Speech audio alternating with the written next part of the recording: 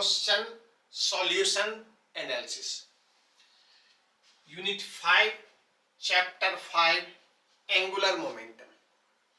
इस साल JEE main 2023 में एंगुलर मोमेंटम से 4 क्वेश्चन पूछे गए थे। 4 क्वेश्चन, 4 क्वेश्चंस। और यूनिट 5 जो रोटेशनल मैकेनिक्स है, टोटल 26 क्वेश्चन पूछे गए थे। इस 26 से 4 क्वेश्चंस एंगुलर मोमेंटम से। तो अभी हम लोग इसी 4 क्वेश्चंस का डिस्कशंस करेंगे, सॉल्यूशंस देखेंगे जो कैसे सॉल्यूशन है। तो पहले हम लोग टॉपिक्स पे आ जाते हैं। तो देखा जाए यूनिट 5 चैप्टर 5, यहाँ चैप्टर 5 आना चाहिए। चैप्टर 5 आइए। तो पहले हम लोग टॉपिक्स की बात कर लेते हैं और सब टॉपिक्स की बात। तो देखा जाए कितने इंपॉर्टेंट टॉपिक्स हैं, कितने इंपॉर्टेंट टॉपिक्स में ये डिवाइडेड है। तो पहला topic, angular momentum in linear quantity form. Angular momentum जो है वो लीनियर क्वांटिटी में क्या रिलेशन है उसका। तो L equal to R cross P, और P को M इंटू V भी कहते हैं। तो M को बाहर ले लिए तो R क्रॉस V, ये दो लीनियर क्वांटिटी का क्रॉस प्रोडक्ट है। और क्रॉस प्रोडक्ट है इसलिए साइन कंपोनेंट आ गया, इसलिए अगला फार्मूला ये भी माना जाए। और R के साथ अगर साइन आएगा तो R परपेंडिकुलर हो जाएगा, तो P इंटू आर परपेंडिकुलर। और अगर ये साइन थीटा P के साथ आएगा तो P परपेंडिकुलर इंटू R होगा। तो इस प्रकार से, चूंकि हम लोग जानते हैं साइन कंपोनेंट जो होता है वो परपेंडिकुलर कंपोनेंट होता है और कॉस जो होता है वो पैरेलल होता है। तो इस प्रकार से हम लोग इसे 4 फार्मूला के रूप में जानते हैं। एंगुलर मोमेंटम को लीनियर क्वांटिटी के रूप में देखेंगे तब। तो ये पहला टॉपिक है। दूसरा topic, angular momentum angular quantity के फॉर्म में। तो L equal to I omega. ठीक वैसे ही जैसे कि लीनियर मोमेंटम जो P होता था वह linear mass into linear velocity. तो angular momentum angular mass into angular velocity. तो ये एंगुलर मोमेंटम जो है वो angular mass into angular velocity, और एंगुलर मास आई होता है, एंगुलर वेलोसिटी ओमेगा होता है। तो जैसे P इक्वल टू एम भी हम लोग पढ़ते हैं, वैसे ही L equal to I omega. आइए तीसरा topic, angular momentum and torque में क्या रिलेशन है। तो ठीक उसी प्रकार से जैसे फोर्स इक्वल टू हम लोग पढ़े थे Newton's law, dp by dt, ये ट्रांसलेशनल मोशन का एक फार्मूला है। और रोटेशनल मोशन में torque equal to dl by dt। अगर L से टॉर्क निकालना हो तो L को टाइम के रिस्पेक्ट में डिफरेंशिएट करते हैं। मोमेंटम से फोर्स निकालना हो तो टाइम के रिस्पेक्ट में डिफरेंशिएट करते हैं। ठीक उलट, अगर हमें टॉर्क से एंगुलर मोमेंटम निकालना हो तो टॉर्क को dt के साथ मल्टीप्लाई करके इंटीग्रेट करते हैं। जैसे कि अगर dp निकालना हो तो ये क्या हो जाएगा, फोर्स इंटू क्या हो जाएगा, dt। तो जो काम हम लोग लीनियर क्वांटिटी में करते आए हैं वही काम क्या करेंगे, एंगुलर क्वांटिटी के साथ करते हैं। तो ये मोमेंटम और टॉर्क के बीच में रिलेशन है। ये तीसरा इंपॉर्टेंट टॉपिक है। चौथा टॉपिक हम उसी टॉपिक की चर्चा करने जा रहे हैं जिसपे सवाल अभी हमारे पास है। फोर्थ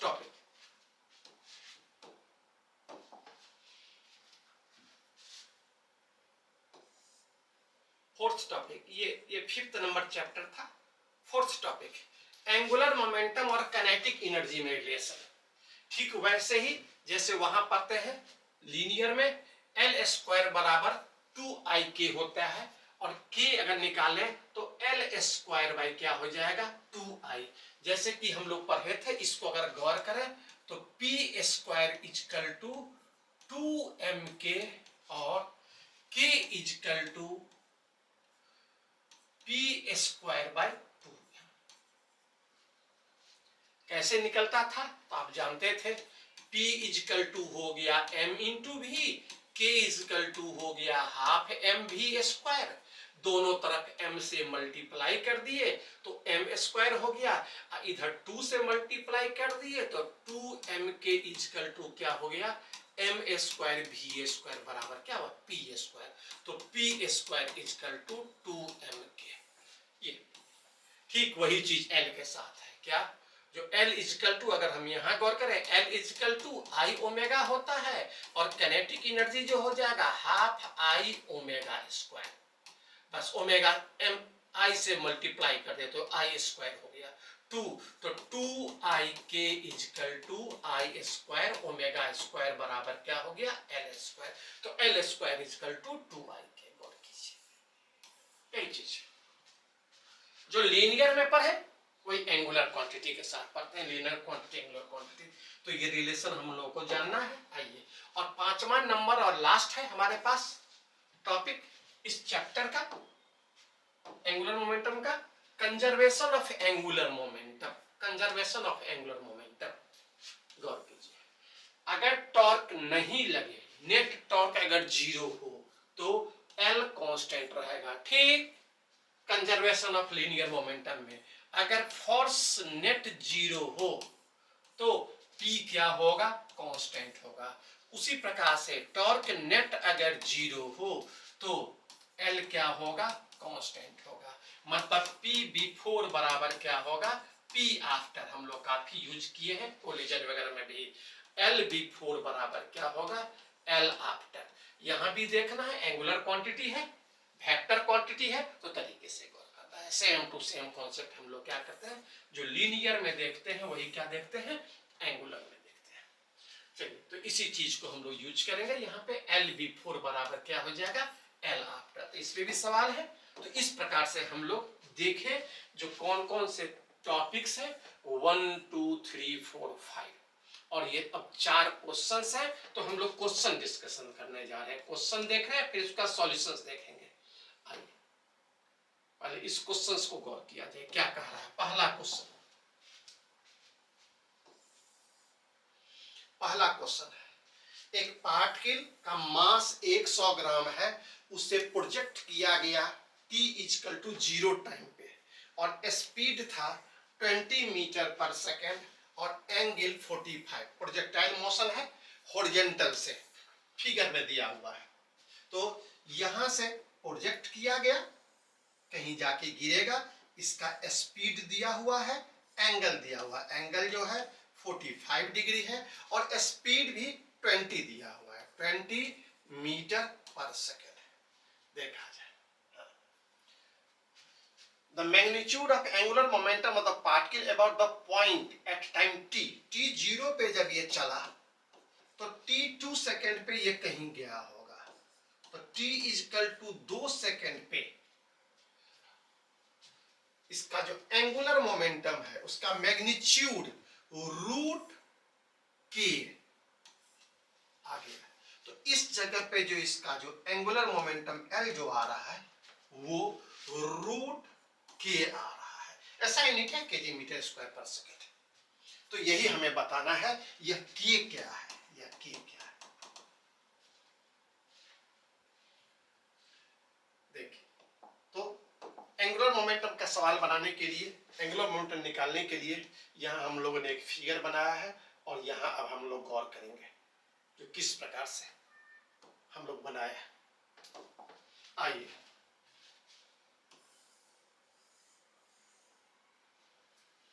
u स्पीड से चला, u यहां दिया हुआ है कितना 20 मीटर पर second, theta angle 45 degree, t 0 से चला, t 2 सेकेंड पे टॉर्क क्या होगा, टॉर्क एंगुलर मोमेंटम किस तरह से आएगा।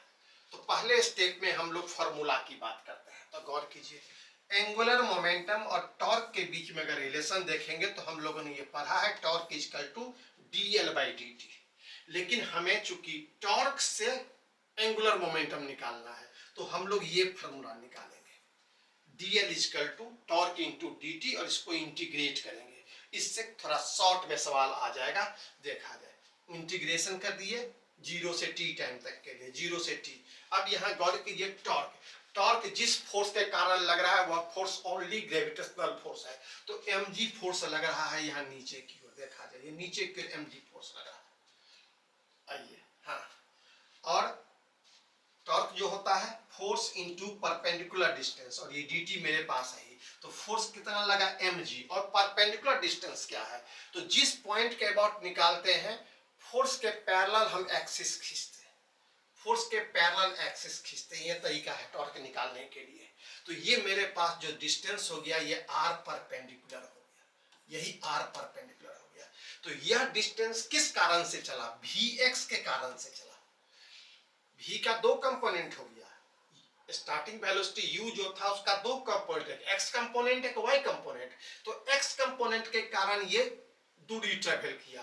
तो ये जो r है, ये जो r है, इसे हम लोग vx इंटू टी कर सकते हैं, x के तरफ वेलोसिटी इंटू टी।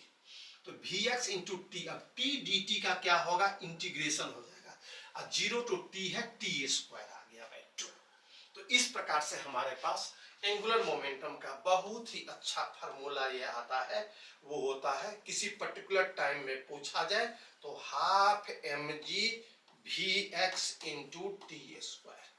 अब इसमें सिर्फ क्या करेंगे, वैल्यू डाल देना है v के x कंपोनेंट का और टाइम का। टाइम 2 सेकंड है और v का x कंपोनेंट कितना हो जाएगा, 20 cos 45 डिग्री, 20 इंटू 1/√2।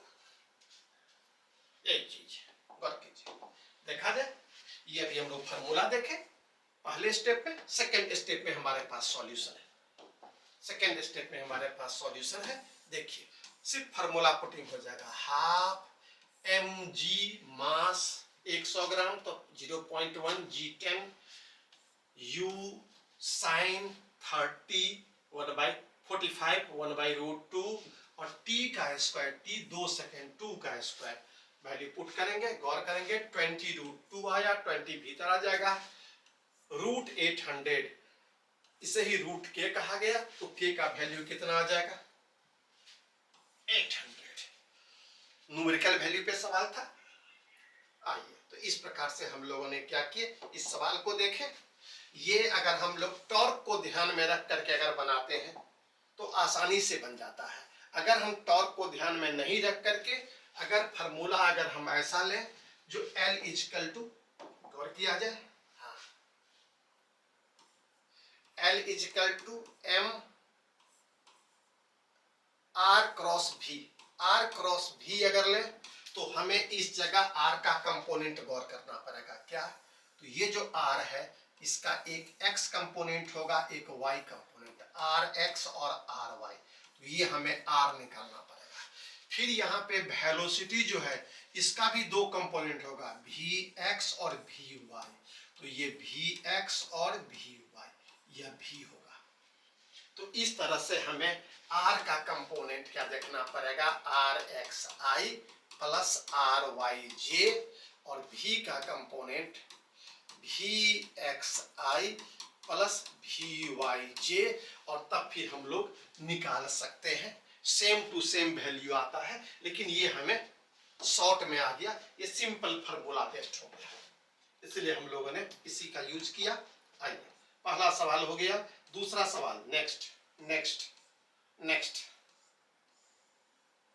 दूसरा सवाल कहता है, देखा जाए एंगुलर मोमेंटम का दूसरा सवाल कहता है, अर्थ सडनली श्रिंक कर गया और उसका वॉल्यूम जो हो गया 1/64 हो गया। अर्थ का पहले वॉल्यूम v था, अब इसका वॉल्यूम v/64 हो गया, और मास सेम रहा, ये जो मास है यह सेम है, लेकिन वॉल्यूम जो है वह v से v/64 हो गया। The period of revolution becomes 24/x our.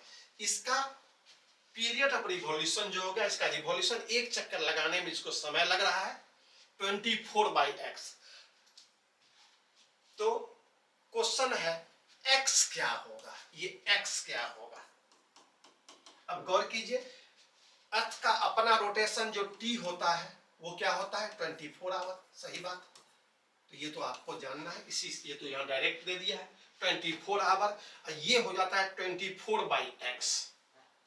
तो x क्या होगा देखिए, गौर किया जाए।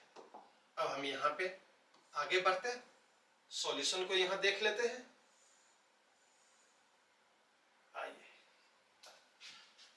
तो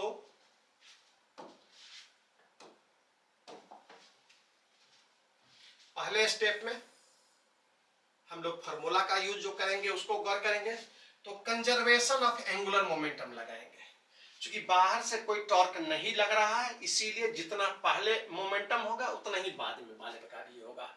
तो एल बी फोर बराबर क्या होगा, एल आफ्टर। एल होता है आई ओमेगा, तो आई वन ओमेगा वन बराबर आई टू ओमेगा टू। इसका जो आई वन ओमेगा वन था, इसका आई टू ओमेगा टू। आप जानते हैं ओमेगा 2π/t होता है, तो ये तो सही है, टी निकल गया।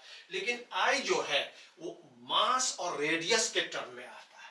स्फीयर है तो क्या है, स्फीयर का 2/5 कितना होता है, mr²। तो यहाँ तो m तो दोनों का सेम है, लेकिन रेडियस नहीं दिया गया है, तो हमें रेडियस निकालना पड़ेगा।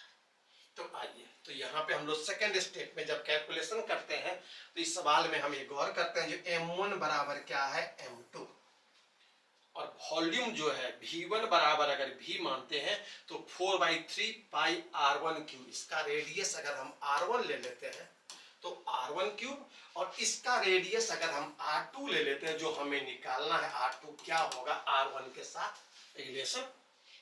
तो ये जो है v2 जो है एक्चुअली दिया हुआ है v/64 है, और v2 हो जाएगा 4/3 r2 का क्यूब। तो v का वैल्यू अगर यहाँ डाल दिया जाए, तो अगर इस फार्मूला को अगर देखें तो v का वैल्यू लिख सकते हैं, यहाँ लिख सकते हैं 1/64 इंटू v का वैल्यू 4/3 पाई r1³ बराबर 4/3 पाई r2 का क्यूब। 4/3 कट गया तो आपके पास पता चलेगा जो 1/64 इंटू r1 का क्यूब बराबर r2 का क्यूब, और क्यूब हटा दे तो क्या हो जाएगा, r2 = r1/4। चूंकि 1/64 जो होता है ये 4 का पावर क्या हो जाता है, 3 हो जाता है। आइए, तो रेडियस का रिलेशन आ गया। अब रेडियस का रिलेशन आ गया तो सिंपल वैल्यू पुटिंग अप हो गया, वैल्यू पुट कर दिया जाए। यहाँ पे वैल्यू पुट करने पर देख लिया जाए क्या सॉल्यूशन है। I1 ओमेगा 1, तो I1 2/5 mr², ओमेगा 1 2π/t1, यही t1 24 आवर आता है जो हम वैल्यू पुट करेंगे, और I2 2/5 mr/4 जो अभी हम कैलकुलेट किए r/4। तो r/4 का स्क्वायर 2π/t2, ये सब रिलेशन जो अब हम लोग गौर किए वो t1 = 16 t2 हो गया।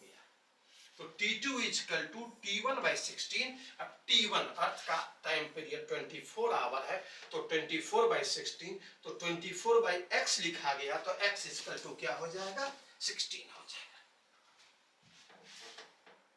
तो इस प्रकार से हम लोगों ने ये दूसरा सवाल देखे। सेकेंड सवाल, जो अर्थ अगर श्रिंक कर गया, उसका वॉल्यूम अगर घट गया, तो किस प्रकार से हम लोग कैलकुलेट किए, इसके टाइम पीरियड में कितना बदलाव हो जाएगा और क्या वैल्यू होगा। आइए, तीसरा सवाल, थर्ड सवाल हम लोग देख रहे हैं। एक सर्कुलर प्लेट है जो रोटेट कर रहा है हॉरिजॉन्टल प्लेन में, एक्सिस जो है पास करता है सेंटर से और परपेंडिकुलर टू द प्लेट है। यह एक प्लेट है जो एक्सिस सेंटर से पार करता है, और ये क्या कर रहा है, रोटेट कर रहा है हॉरिजॉन्टल प्लेन में दिया हुआ है, और एंगुलर वेलोसिटी कितना है, ओमेगा। ओमेगा से एक आदमी उस पर सेंटर पे है, सेंटर पे ये आदमी है, उसके पास 2 डंबेल है, दोनों हाथ में क्या है, डंबेल है, कुछ मास है। आइए, इन हिज हैंड्स, जब वो स्ट्रेच करता है, अभी वो सेंटर पे था, अब हाथ को फैला दिया, स्ट्रेच कर दिया, तो ये डंबल दूर दूर चला जाएगा, तो मोमेंट ऑफ इनर्शिया बढ़ जाएगा। तो when he stretch his hands, moment of inertia system का 3 गुना हो गया। पहले अगर ये I था तो अब क्या हो गया, 3I हो गया, दिया हुआ ट्रिपल हो गया। तो कहता है ई अगर इनिशियल काइनेटिक एनर्जी है, इनिशियल काइनेटिक एनर्जी अगर ई है तो final kinetic energy E by x हो गया, ई बाई एक्स हो गया। तो एक्स क्या होगा देखा जाए। शुरू में आई, अब 3i ओमेगा से चल रहा था, यहां पता लगाना है कितना ओमेगा होगा। काइनेटिक एनर्जी के है, ये कौन सा काइनेटिक एनर्जी होगा, रोटेशनल काइनेटिक एनर्जी हो जाएगा। तो यहां भी rotational kinetic energy E by x है, तो कैसे देखा जाए। हम लोग क्या करते हैं, क्योंकि बाहर से कोई फोर्स नहीं लग रहा है, कोई टॉर्क, तो कंजर्वेशन ऑफ एंगुलर मोमेंटम यहां भी लागू हो जाएगा। आइए देखिए, पहले स्टेप में हम लोग फार्मूला का यूज करते हैं और सेकेंड स्टेप में सॉल्व करते हैं। देखिए क्या फार्मूला इसमें लगाया गया है। आइए पहला स्टेप, रोटेशनल काइनेटिक एनर्जी और एंगुलर मोमेंटम में क्या रिलेशन है हम लोग पढ़े थे, K equal to P L square by 2i। ठीक यही चीज बोले थे लीनियर में, K equal to P square by क्या पढ़े थे 2m, या लीनियर मोशन में होता है, ये एंगुलर मोशन में होता है। आइए, और कंजर्वेशन लॉ, बाहर से कोई टॉर्क नहीं लग रहा है तो ये कांस्टेंट हो गया, तो K proportional to 1 by I, मतलब K2 by K1 equal to I1 by I2, और K2 अगर निकालना है तो डायरेक्ट निकल गया। अब वैल्यू पुट कर दीजिए, क्योंकि I से डायरेक्ट रिलेशन इसका है। आइए K2, K1 जो है सो मेरे पास E है, हम लोग कैलकुलेट कर रहे हैं इस सवाल के लिए। I से I 3 गुना हो गया 1/3, तो E बाई 3 हो गया। यही बोल रहा था E बाई एक्स हो गया, तो एक्चुअली x का वैल्यू क्या हो गया 3 हो गया। कंजर्वेशन ऑफ लीनियर मोमेंटम और काइनेटिक एनर्जी और मोमेंट ऑफ इनर्शिया के बीच में रिलेशन आया, उसी के रेशियो से हम लोग इसको सॉल्व किया। ये तीसरा नंबर सवाल था। चौथा नंबर सवाल और लास्ट सवाल, एक सॉलिड स्फीयर है जो रोल करता है हॉरिजॉन्टल प्लेन पे, स्लिप नहीं कर रहा है, रोलिंग मोशन है। सॉलिड स्फीयर हॉरिजॉन्टल सरफेस, यही हॉरिजॉन्टल सरफेस है, और v equal to R omega, यही रोलिंग मोशन होगी। रोलिंग मोशन, प्योर रोलिंग के लिए v और ओमेगा दोनों होता है, v equal to R omega relation होता है। कहता ratio of angular momentum about axis of rotation, angular momentum about axis of rotation जो होता है L, और total kinetic energy of sphere और K टोटल, इस दोनों का रेशियो पाई बाई 22 है, पाई बाई 22 है, पाई बाई 22 है। तो कह रहा है ओमेगा क्या होगा, देखा जाए। प्योर रोलिंग में है तो ओमेगा क्या होगा अगर angular momentum by kinetic total का रेशियो पाई बाई 22 है। एंगुलर स्पीड का वैल्यू क्या होगा राड पर सेकेंड में, देखा जाए। आगे बढ़ते हैं, देखिए सॉल्यूशंस कैसे निकाला गया। पहले स्टेप में फार्मूला और दूसरे स्टेप में सॉल्यूशन। आइए पहले स्टेप में फार्मूला देखते हैं क्या क्या formula. Angular momentum centre of mass के about L equal to I into omega, I sphere का 2/5 mr², omega v by r, ये r से r गया 2/5 mvr, ये एंगुलर मोमेंटम हुआ सॉलिड स्फीयर का। आइए total kinetic energy K translational plus K rotational, K translational half mv², K rotational half I omega square, half mv² रखिए, omega I को तोड़िए 2/5 mr², और ये v बाई आर, ये 1/2 प्लस 1/5 7/10 mv²। ये हमेशा याद रहना चाहिए कि जो टोटल होता है किसके लिए, सॉलिड स्फीयर के लिए, वो 7/10 mv², ये फार्मूला के रूप में यूज करना है हमेशा। हर का solid sphere, hollow sphere, ring, disc, सबका काइनेटिक टोटल जानना चाहिए, ट्रांसलेशनल अलग से, रोटेशनल अलग से, क्या शेयर है दोनों का, ये सब कुछ इसका एक टेबल बनता है जो याद रखना पड़ता है। आ जाए। तो इस प्रकार से ये निकल गया, दोनों का रेशियो कर दिया जाए L बाई के, तो L क्या हो गया 2/5 MVR 7/10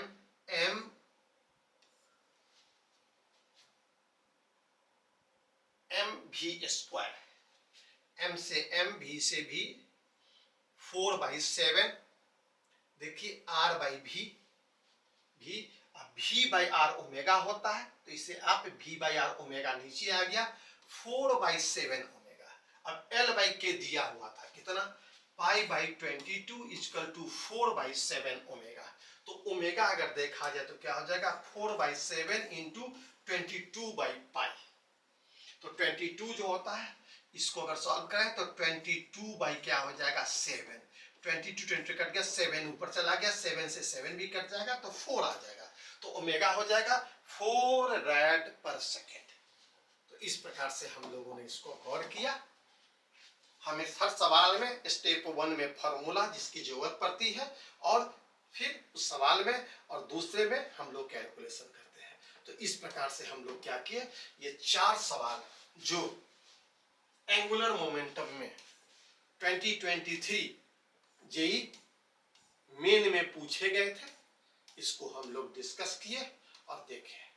हम लोग फिर देखेंगे अगले चैप्टर को, उसके क्वेश्चन और सॉल्यूशंस के डिस्कशन।